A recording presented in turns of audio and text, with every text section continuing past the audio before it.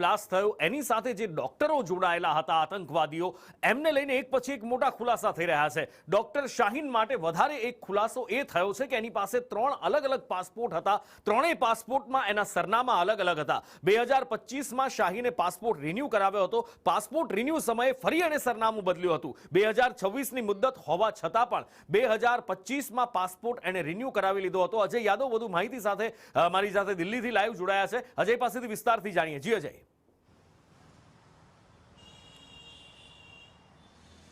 देखिए नुपुर, दिल्ली ब्लास्ट के मामले में 3 तरह के डेवलपमेंट आज देखने को मिले हैं। एक तरफ जहां ये खुलासा हुआ है कि डॉक्टर शाहीन के पास 3 अलग अलग तरह के पासपोर्ट थे, जिसमें न सिर्फ उनके नाम के साथ जो सरनेम है वो अलग अलग लिखे हुए थे, बल्कि साथ ही साथ एक पासपोर्ट में उनके पिता का नाम लिखा था, दूसरे पासपोर्ट में उनके पति का नाम लिखा था, तीसरे पासपोर्ट में उसके बेटे का नाम लिखा था और तीनों का पता भी अलग अलग लिखा था।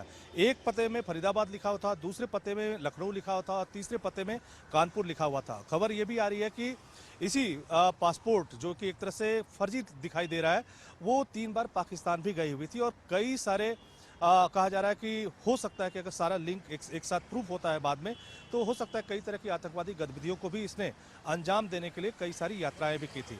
वहीं दूसरी तरफ एक खबर यह भी आई है कि मिशन D6 के ऊपर डॉक्टर शाहीन काम कर रही थी और फरीदाबाद में जो अमोनियम नाइट्रेट 360 किलो पाया गया था, कहा जा रहा है कि उसका अमाउंट या कह सकते हैं कि बड़ी संख्या में और इकट्ठा किया जा रहा था और उसका मुख्य टारगेट यही था कि न सिर्फ दिल्ली बल्कि अगल बगल के कई ऐसे बड़े शहर जहां पे 6 स्थानों को लोकेट करके जो 6 दिसंबर है, जो कि बाबरी मस्जिद की बरसी के तौर पे कई सारे आतंकवादी ग्रुप या कई सारे माइनॉरिटी के लोग एक अभियान चलाते हैं, उस समय पे उसको ब्लास्ट करना था।